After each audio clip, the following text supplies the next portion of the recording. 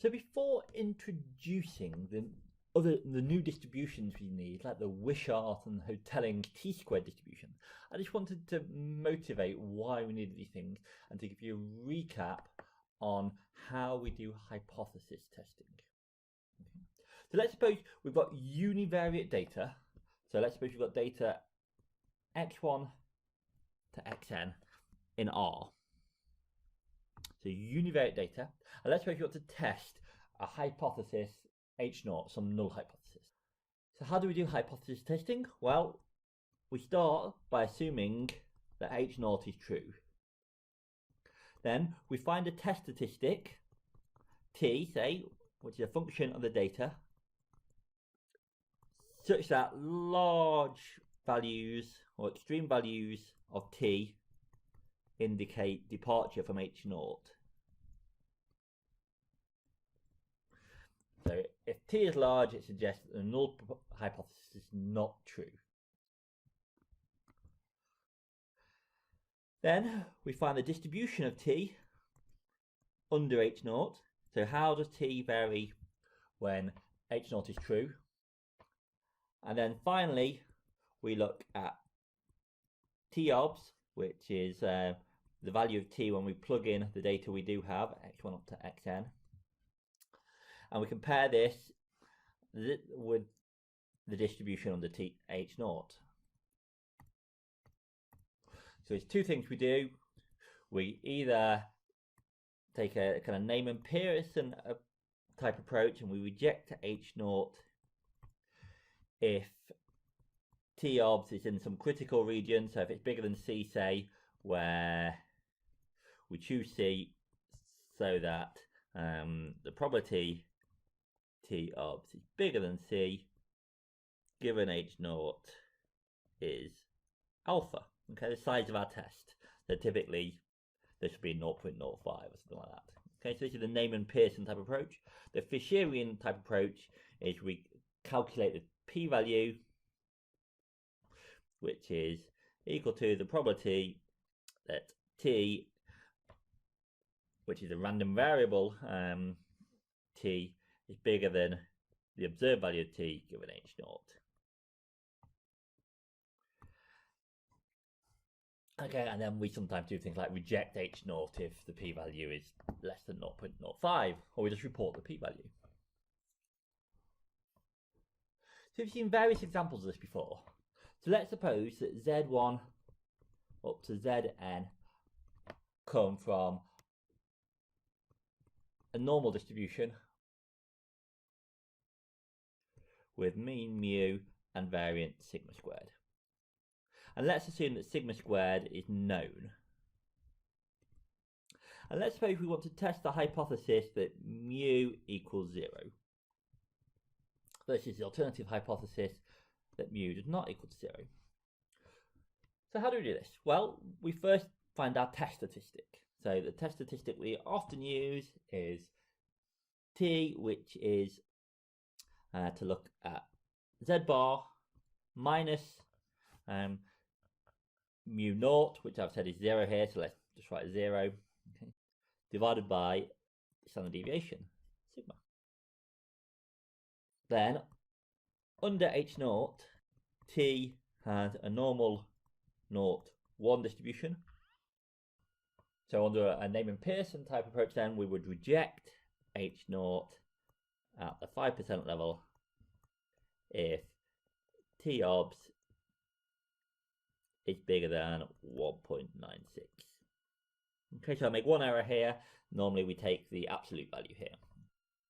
So we normally look at the absolute value of this test statistic here, and then large values indicate departure from H0, indicate a mean different to 0. So let's suppose now that we've got x1 up to xn that are multivariate normal with dimension p, mean mu, and variance sigma. And let's suppose that sigma is known. So the question is, how can we do a hypothesis test in this situation? And let's suppose we want to test the null hypothesis that mu equals to some value mu naught. So what we're going to want to do is to find a test statistic for which large values indicate departure from h naught. They suggest that h naught is untrue. Well, we can think about what we did before over here. We can still think about x bar, and we can still think about how different this is to mu naught. But now we can't really divide by the variance matrix sigma because it's a matrix. So what do we do instead? Well, we normally times by the inverse of the matrix.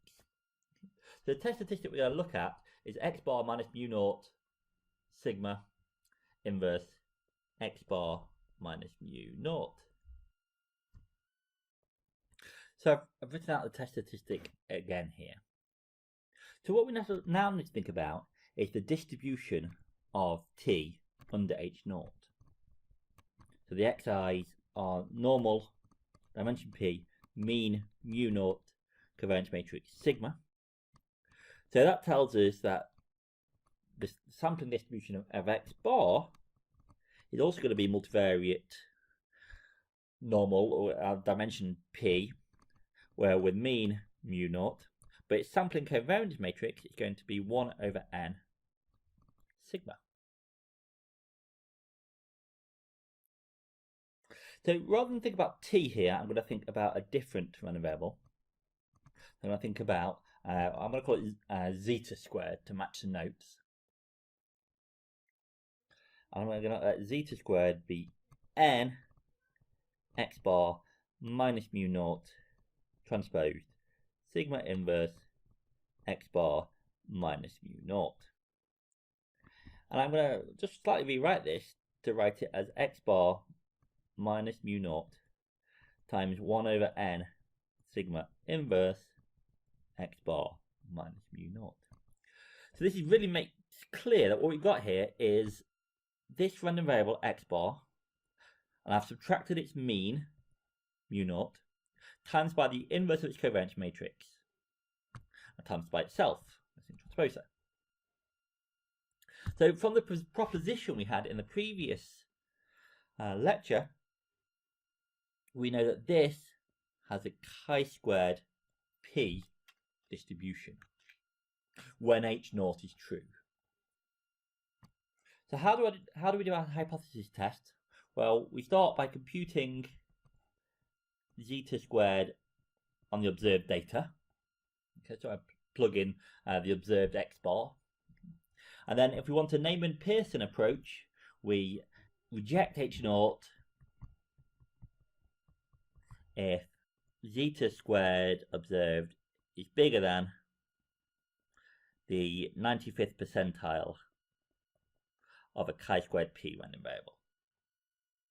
So if we think about that, if we think about the density of a chi-squared p random variable, so if this is PDF, it looks something like this. We want to find this area, which is 5% or 0.05, and so we want the area under this bit of the curve to be 0.95, and so this value here is what we call the 95th percentile, and so we want to find this critical region. So we're going to reject h naught if zeta ends up over here, and we're going to say there's not enough evidence to reject h naught if it is less than this value. The alternative, the Fisherian approach, is to compute the p-value. That's the probability that a chi-squared p random variable is bigger than zeta squared.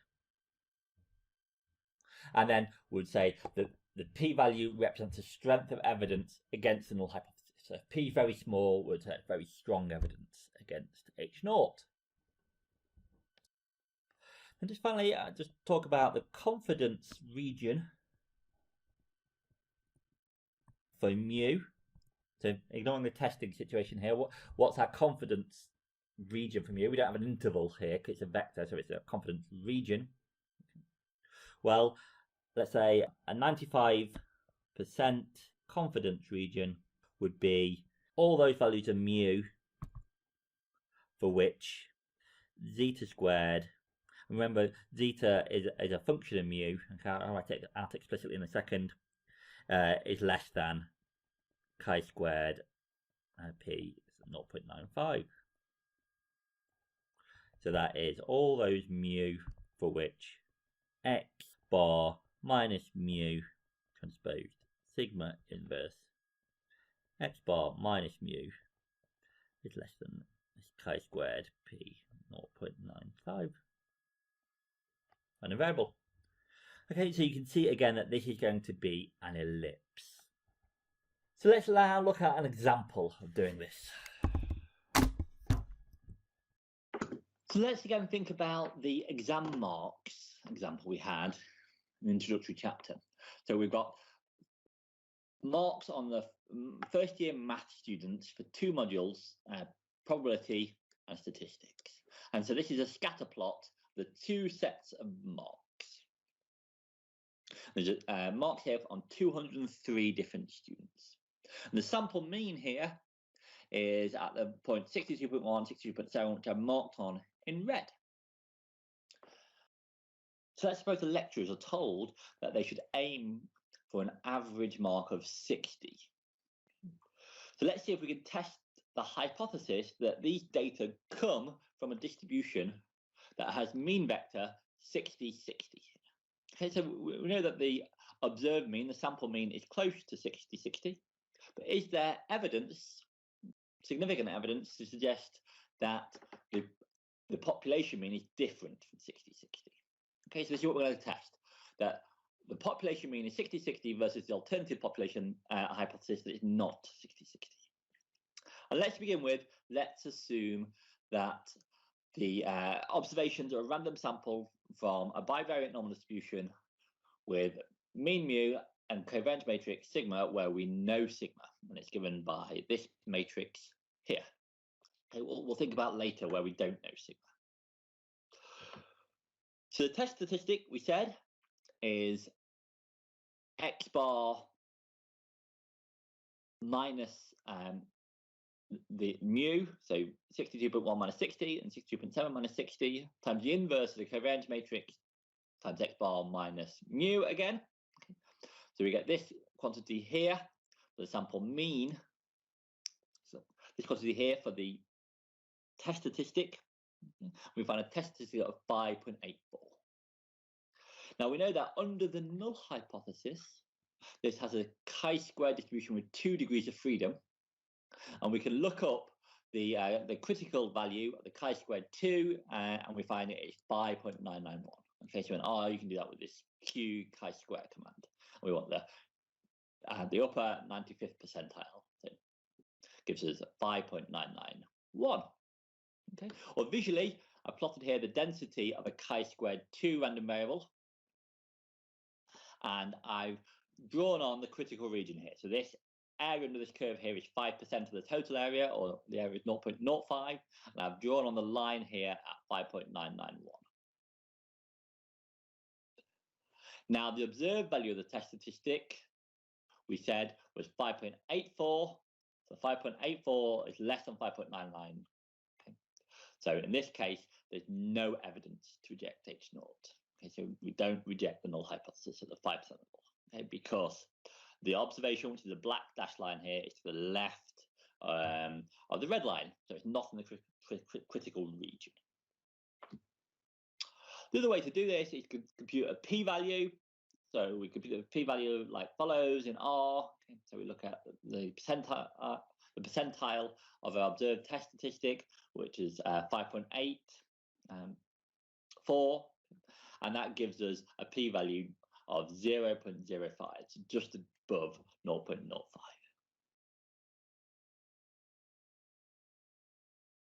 So just interestingly here, note that if we hadn't done a multivariate test here, if we'd done 2 separate univariate tests, we'd have got a different result here. Okay, so if we do a test just on the probability scores and test whether they have a mean of 60, and a test just on the statistics scores and test whether they have a mean of 60, we get Z scores of 2.11 and 2.22, both of which are bigger than 1.96, and so would find that in this case we would reject the two univariate hypotheses. Okay, so by doing the multivariate test, we get a different answer to we get doing the univariate test, but we are testing different hypotheses. And then just finally, we want the 95% confidence region for the mean. So that's given by an ellipse. Okay, and we'll look at how we draw this on the example sheets. But the ellipse here is in this region, and you can see that the point 60, 60 is just inside the confidence region. Okay, so we just scrape inside.